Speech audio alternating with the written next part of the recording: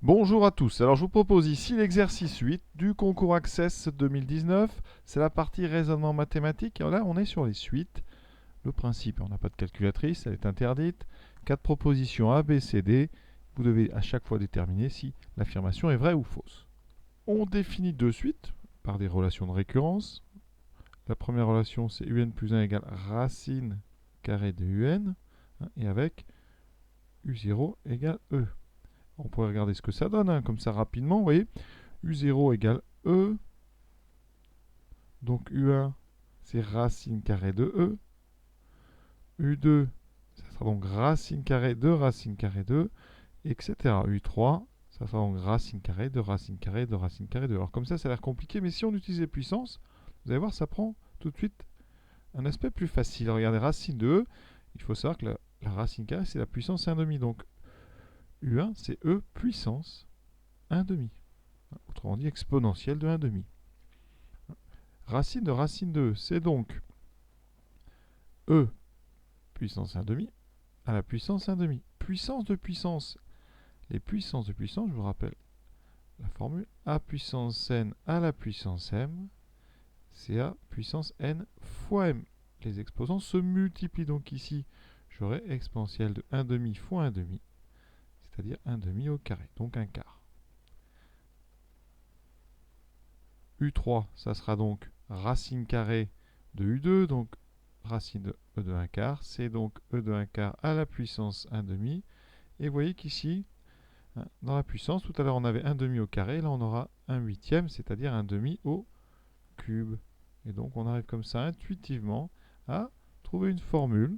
Le terme général de la suite UN, c'est certainement, on ne va pas le démontrer, mais c'est exponentielle de 1,5 à la puissance n. Donc voilà rapidement ce qu'on peut obtenir. La suite VNL n'est pas définie par une relation de récurrence, mais elle est définie par rapport à UN. Donc Vn, c'est ln de Un. Donc, regardez bien.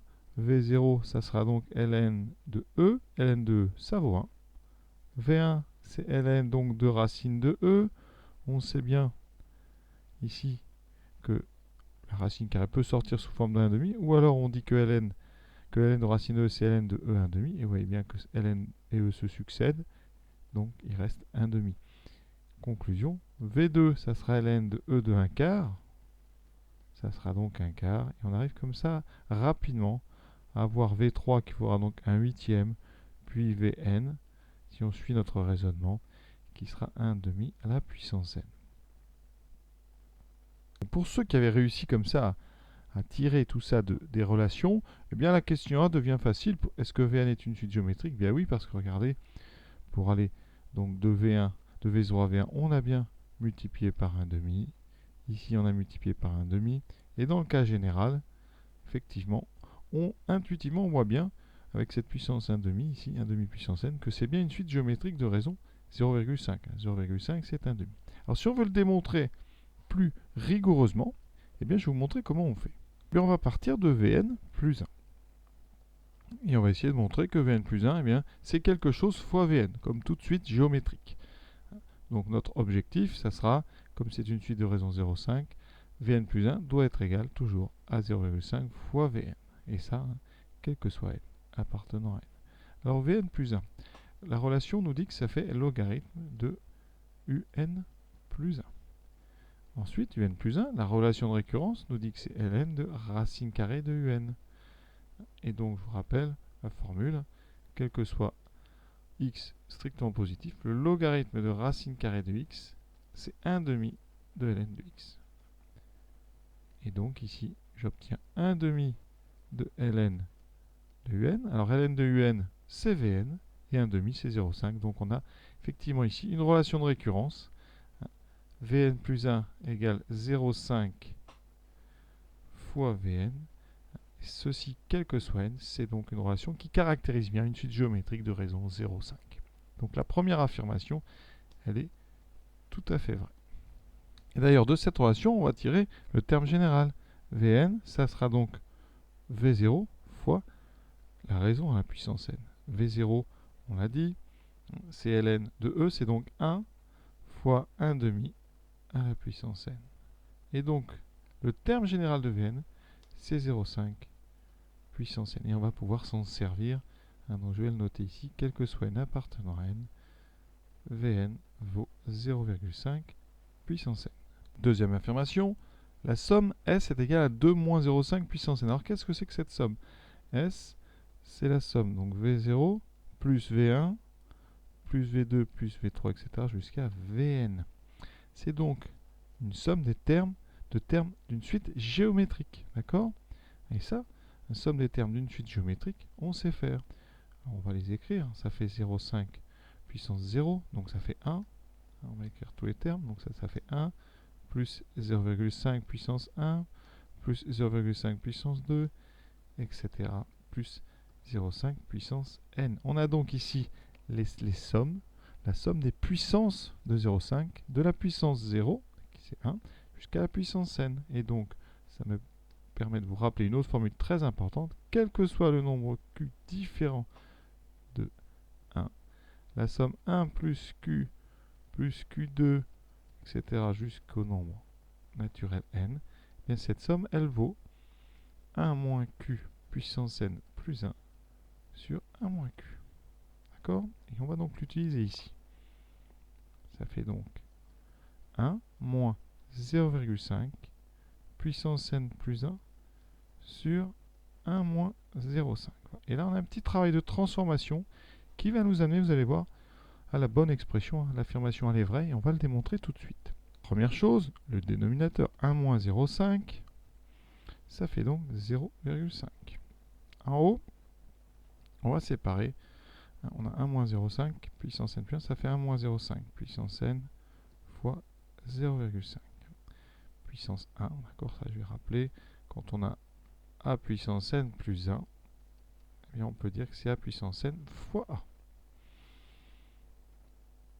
Ici, on a une division par 0,5. Alors 0,5, vous savez que c'est autrement écrit, c'est un demi. Donc diviser par 0,5, c'est divisé par 1,5. Ça revient en fait à multiplier par l'inverse de 1,5, donc à multiplier par 2. Donc ici, j'aurai 1 moins 0,5 puissance n fois 0,5, multiplié donc par l'inverse d'1,5 qui est 2. On développe.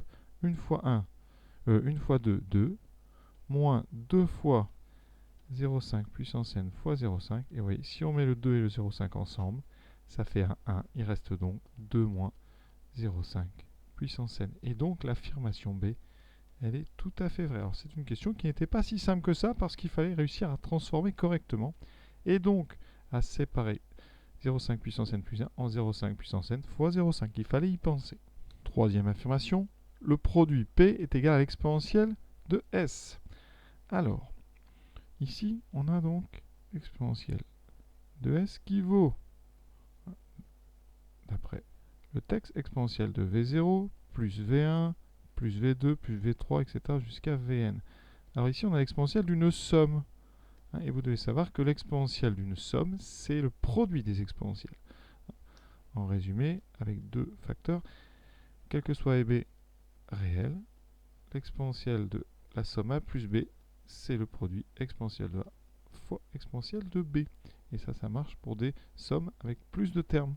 Donc ça va donner exponentielle de v0 fois exponentielle de v1 fois exponentielle de v2, etc. fois jusqu'au dernier exponentielle vn. Ici, vous reconnaissez exponentielle v0.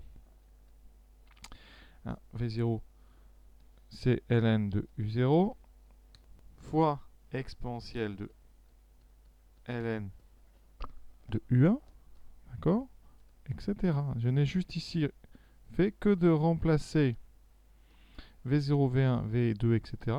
par leur expression grâce à la relation vn égale ln de un. Et là, vous voyez, à chaque fois, on a e de ln qui se succèdent.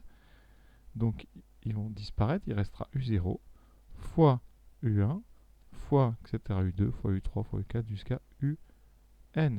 Et ça, c'est exactement le produit P. Donc, conclusion, on a bien exponentielle de S qui vaut P. Donc, l'affirmation, elle est elle aussi tout à fait vraie. On aurait pu procéder un tout petit peu différemment à ce niveau-là. Ici, j'aurais pu travailler un petit peu la relation Vn égale ln de un. Si vous passez à l'exponentielle, vous obtenez le fait que exponentielle de Vn, c'est est égal à un. Donc on aurait pu ici remarquer tout de suite qu'exponentielle v0, c'était u0, etc. Dans tous les cas, de toute façon, on obtient p égale exponentielle de s. Et c'est à remarquer, très souvent en maths, dans le supérieur, quand on a besoin d'étudier des produits, comme ça, eh bien on passe par le logarithme qui transformera ce produit en somme. Le logarithme d'un produit, c'est la somme des logarithmes. Dernière question, la plus facile de toutes, vous allez voir. On vous demande si la limite de p en plus infini, c'est plus l'infini. Alors le produit, on a dit que c'était exponentielle s. D'accord? Ça, on a dit que c'était vrai. Et s, réponse B, question B, on a dit que c'était 2 moins 0,5 puissance n. Alors on va regarder ça, vous voyez, quelle est la limite de cette chose-là quand n tend vers plus l'infini? Eh bien, chapitre des suites géométriques, 0,5 c'est un nombre entre moins 1 et 1, même entre 0 et 1. Donc, la limite de 0,5 puissance n quand n tend vers plus l'infini, on sait que c'est 0. Par conséquent, dans l'exponentielle, ici, ça va tendre vers 2. La limite quand n tend vers plus l'infini de 2 moins exponentielle moins 0,5 puissance n, ça fait donc 2. On va composer ça avec l'exponentielle. On sait que la limite d'un exponentiel, quand ce qu'on met dedans tend vers 2, mais ça, c'est l'exponentielle de 2. Donc la limite de p, ce n'est pas plus l'infini, mais c'est tout simplement, non, mais c'est exponentielle de 2. Et pour terminer, on va regarder ce que c'est ce produit finalement. P, c'est donc U0. Alors U0, j'ai dit que c'était E, multiplié par U1, qui est racine de E, fois donc racine de E, etc. Donc fois plein de racines ici, on en met n, voilà, racine, etc. Et bien ce produit, il tend étrangement vers 2. Alors comment on pourrait le faire rapidement? Ici, résumé, regardez, on a E, fois E puissance 1 demi, fois E puissance 1 quart, etc. Jusqu'au dernier, on a dit que c'était, donc ici, 1 demi à la puissance n. On a un produit d'exponentielle, on met tout sous forme d'un exponentielle d'une somme, donc on a 1 plus 1 demi, plus 1 demi puissance n. Dans l'exponentielle, on a la somme des puissances de 1 demi, on sait que ça fait donc 1 moins 1 demi puissance n sur 1 moins 1 demi. D'accord? 0,5 puissance n tend vers 0, donc cette chose-là va tendre vers quoi? Vers exponentielle de 1 sur dessous, donc c'est 0,5. Effectivement, ça donne exponentielle de 2. Voilà une version rapide de ce qu'on vient de faire. Je vous souhaite une bonne fin de journée à tous et à bientôt.